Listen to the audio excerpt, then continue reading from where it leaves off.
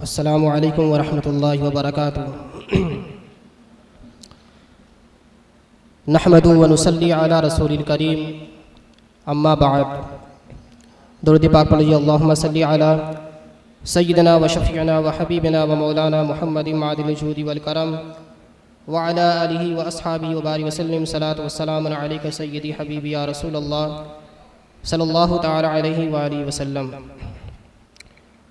میرے مقالے کا عنوان ہے حضور بحر العرفان اور دفاع مجدد۔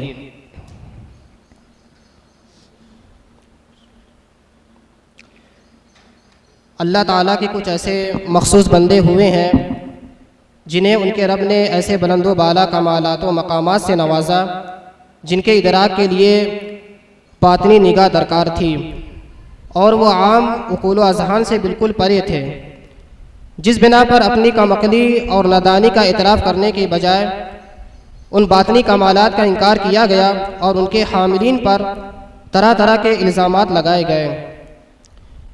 یہی کچھ حال امام ربانی مجدد الفسانی قدس سرہ کے ساتھ ہوا۔ ان کو اللہ تعالیٰ نے جن بلند و بالا حقائق و معارف سے مالا مال فرمایا اور جن کمالات علیٰ سے انہیں سرفراز فرمایا، یہ ان کے زمانے کے بہت سارے لوگوں اور بعد کے لوگوں کی عقل و فہم سے بالا تر تھے۔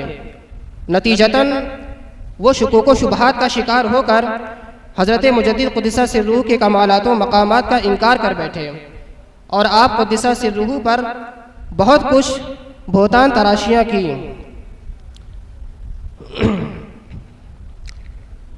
حضرت مجدد علیہ الرحمہ کے انہی خداداد باطنی کمالات، بالخصوص 1000 سالہ تجدید کے انکار نے مرشد گرامی حضور بحر العرفان علیہ الرحمہ کو اس امر پر ابھارا کہ حضرت مجدد علیہ الرحمہ کے بلند ترین مقامات و کمالات اور 1000 سالہ تجدیدی خدمات کو حتی الامکان آسان انداز میں تحریراً پیش کر دیا جائے، تاکہ ہر ایک بآسانی جمال یار کا مشاہدہ کر سکے اور کھلے دل سے اس شہباز حقیقت کے روحانی کمالات کا معترف ہو سکے۔ چنانچہ حضور بحر العرفان نے حضرت مجدد کا حکم سمجھ کر ان کی روحانیت سے استمداد کرتے ہوئے تقریباً 784 صفحات پر مشتمل ایک گراں قدر کتاب بنام تجدید الفسانی تصنیف فرمائی۔ اب ہم اسی خزینہ علوم و معارف کے چیدہ چیدہ کمالات و خصائص مجدد اور ان پر حضور بحر العرفان علیہ الرحمہ کا عرفانی تبصرہ پیش کرتے ہیں۔ خمیر طینت محمدی۔ حضور بحر العرفان علیہ الرحمہ فرماتے ہیں کہ اللہ تبارک و تعالیٰ نے حضرت مجدد قدس سرہ کو حضور سرور کونین صلی اللہ تعالیٰ علیہ وآلہ وسلم کی طینت یعنی خمیر جسم اطہر کے بقیہ سے پیدا فرمایا۔ پھر بحوالے مکتوب شریف قول مجدد نقل کرنے کے بعد ارشاد فرماتے ہیں، حضرت مجدد قدس سرہ پر اس خاص فضل الہی کی عنایات اس قدر ہیں کہ زبان و قلم ان کے بیان و تحریر سے قاصر ہیں۔ جن لوگوں نے حضرت مجدد کے کمالات میں نظر کی ہے، آپ روحانیت میں عروج و ارتقاء کی جن حدوں کو پار کر گئے ہیں اور قرب ولایت و نبوت و رسالت، اسرار مقطعات قرآنی سے جو مالا مال ہوئے اور انبیاء کرام بالخصوص سید الانبیاء علیہ الصلوۃ والسلام کی تبعیت و وراثت سے جو انوکھے کمالات و مقات پائے ہیں، وہ اسی عنایت ازلی کا نتیجہ معلوم ہوتے ہیں۔ آپ کے علوم و معارف کے علوم شریعہ سے مطابقت، آپ پر حضور سرور کونین صلی اللہ علیہ وسلم کی متابعت کے 7 درجوں کا انکشاف اور ہر درجے کی کمالات سے حصہ پانا، جن کی طرف ہم اشارہ کر چکے ہیں، یہ سب کچھ اسی خمیرت کی برکتیں معلوم ہوتی ہیں۔ حضور سرور کونین صلی اللہ علیہ وسلم کی سنتوں کی کمال اتباع اس طور پر کہ اس کے فوق کا تصور نہیں کیا جا سکتا ہے۔ الف ثانی میں احیاء سنت اور ان کی ترویج و اشاعت کی ہر ممکن کوشش اور ہر کمال کے حصول کو اتباع سنت سے مربوط کرنا، جیسا کہ آپ پڑھ چکے ہیں، یہ سب اسی خمیر طینت ہی کی رحمتیں معلوم ہوتی ہیں۔ ایسا لگتا ہے کہ تجدید الفسانی جن کمالات کے فیضان کا نام ہے، ان کا سبب یہی خمیر طینت ہے۔ اسی نے دیا جو دیا اور آپ کو پہنچایا جہاں پہنچایا۔ یہ تجدید الفسانی صفحہ نمبر 237 اور 238 میں حضور بحر العرفان نے درج فرمایا ہے۔ پھر آپ علیہ الرحمٰن نے حضرت قاضی ثناء اللہ پانی پتی رحمۃ اللہ علیہ کی تصنیف کے حوالے سے اس پر جو اعتراض کیے گئے تھے اس کا آپ نے جو ہے بحوالہ اور دلائل کے ساتھ اس کا جو ہے آپ نے اس کا جواب عنایت فرمایا۔ خصائص مجدد سے دوسری بات یہ ہے کہ علم حروف مقطعات و متشابہات قرآنی۔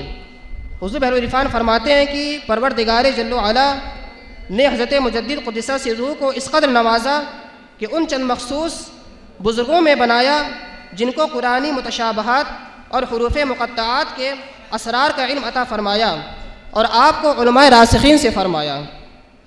پھر مذکورہ بالا قول پر آپ نے مکتوبات کے حوالے سے شواہد پیش کیے اور آخر میں فرمایا خیال رہے کہ کتب حنفیہ میں جو یہ درج ہے کہ متشابہات کا علم اللہ اور رسول کے علاوہ کسی کو نہیں ہو سکتا، یہ اس سے مراد یہ ہے کہ نظر و استدلال کے ذریعے کوئی نہیں جان سکتا ہے، کشف اس سے مستثنیٰ ہے۔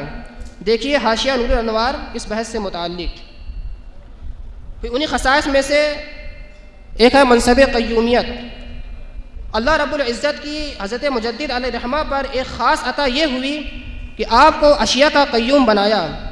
حضرت مجدد قدسہ سرہ نے یہ منصب اپنے لیے مشاہدہ فرمایا اور خود آپ نے ہی کسی مناسبت سے قیومیت نام تجویز فرمایا اور صاحب منصب کو قیوم فرمایا۔ حضور بحر العرفان نے حضرت مجدد قدسہ سرہ کے مکتوبات قدسی آیات کی روشنی میں اس پر کافی شرح و بسط کے ساتھ گفتگو فرمائی اور پھر شکوک و شبہات کے پردے یوں چاک فرمائے کہ سرور کونین صلی اللہ علیہ وسلم جامع جمیع کمالات الہیہ ہیں۔ آپ کے کمالات آپ کی بعثت سے پہلے انبیاء سابقین علیہ وآلہ السلام کے ذریعے ظاہر ہوتے رہے اور آپ کے بعد آپ کی امت کے علماء صلحاء و اولیاء کے ذریعے ان کا ظہور ہوتا رہا۔ جس دور میں جو کمالات مناسب ہوا، کبھی قطبیت، کبھی غوثیت، کبھی کچھ، یہ خاص منصب قیومیت حضرت مجدد قدسہ سرہ کے ذریعے ظاہر ہوا اور آپ کے توسط سے باقی امت تک پہنچا۔ حضرت مجدد کی ذات سے اس کمال کا ظہور اس بات کا کھلا ثبوت ہے کہ یہ منصب سرور کونین صلی اللہ علیہ وسلم کے خزانے کمالات میں تھا اور آپ کی طبیعت و وراثت سے آپ کے امتی تک پہنچا۔ اس وقت خاص میں اس کے ظہور کا کیا سبب ہے یہ اللہ ہی جانتا ہے اور اس کے بتائے سے اس کے بندے۔ انہیں آپ کے خصائص میں سے ایک خصوصیت یہ بھی ہے کہ تجدید الف ثانی، یعنی خالق دو جہاں جل و علا نے حضرت مجدد کو 100 سالہ نہیں بلکہ ہزارے دوم کا مجدد بنایا۔ یہ بلند و بالا مقام و منصب آپ کو من جانب اللہ عطا ہوا جس کے اظہار پر آپ مامور تھے، نہ کہ کسی عقیدت مند نے مبالغے کے طور پر اپنی جانب سے گڑھ کر شہرت دی جیسا کہ فی زمانہ ہو رہا ہے۔ اس 1000 سالہ تجدید کی وسعت بقول حضور بحر العرفان دین کے ظاہر و باطن کے تمام شعبوں کو شامل ہے، لیکن ہم یہاں حضور بحر العرفان کی تحریر کی روشنی میں ظاہر دین کی تجدید سے قطع نظر چند ایسے کمالات کا ذکر کرتے ہیں جو حضرت مجدد کے وجود مسعود سے اس ہزارے دوم میں تازہ ہوئے۔ نمبر 1، اس ہزارے دوم میں حضرت مجدد قدسہ سرہ پر 3 ولایتوں اور ان کے کمالات کا انکشاف ہوا، ولایت صغریٰ، ولایت کبریٰ اور ولایت علیٰ۔ اسی ہزارے دوم میں اللہ تبارک و تعالیٰ نے حضرت مجدد کے طفیل سالکین کو حقائق 7 یعنی حقیقت کعبہ، حقیقت قرآن، حقیقت نماز، حقیقت ابراہیمی، حقیقت موسوی، حقیقت محمدی اور حقیقت احمدی کے انوار و تجلیات اور فیوز و برکات سے نوازا۔ اسی ہزارے دوم میں حضرت مجدد قدسہ سرہ نے اتباع سنت کے 7 درجات بیان فرمائے۔ اسی ہزارے دوم میں حضرت مجدد قدسہ سرہ کے ذریعے کمالات نبوت، کمالات رسالت اور کمالات اولو العزم جیسے بلند ترین کمالات السری نو جلوہ گر ہوئے۔ اسی ہزارے دوم میں حضرت مجدد قدسہ سرہ کے کشف سری اور مشاہدہ قویہ سے یہ امر ظہور پذیر ہوا کہ قرب الہی کے 2 راستے ہیں، راہ قرب نبوت اور راہ قرب ولایت، اور راہ قرب نبوت بنسبت راہ قرب ولایت بدرجہ افضل و اعلیٰ ہے۔ اور یہ بھی معلوم ہوا کہ صحابہ کرام کا وصول بحق حسب استعداد و ظرف راہ قرب نبوت سے ہوا، اور ان کے علاوہ دیگر اولیاء امت کا وصول راہ قرب ولایت سے ہوا، جس بنا پر صحابہ کرام کی افضلیت امت کے دیگر تمام اولیاء پر کشفی طور پر ثابت ہوئی۔ نیز حضرت مجدد قدسہ سرہ پر شیخین کریمین کی تمام امت پر افضلیت اور اکثر سلاسل کا حضرت علی کرم اللہ تعالی وجہہ الکریم کی طرف انتساب کی وجہ بھی مکشوف ہوئی۔ جی ہم نے کچھ جھلکیاں پیش کی ہیں، تفصیل کے لیے حضور بحر العرفان کی تصانیف کی جانب رجوع فرمائے۔ حضرت مجدد کے کمالات کے انکار کی وجہ حضور بحر العرفان لکھتے ہیں اپنی کتاب میں کہ قرب و ولایت ایک باطنی امر ہے، اس کو سمجھنے کے لیے باطنی نگاہ کی ضرورت ہے۔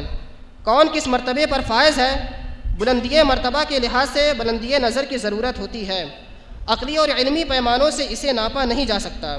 عام عقول و اذہان کے پاس یہ دولت ہے ہی نہیں، اور نہ ہی ان کے یہاں معیار کشف و کرامت اور مشاہدہ و تصرف ہے۔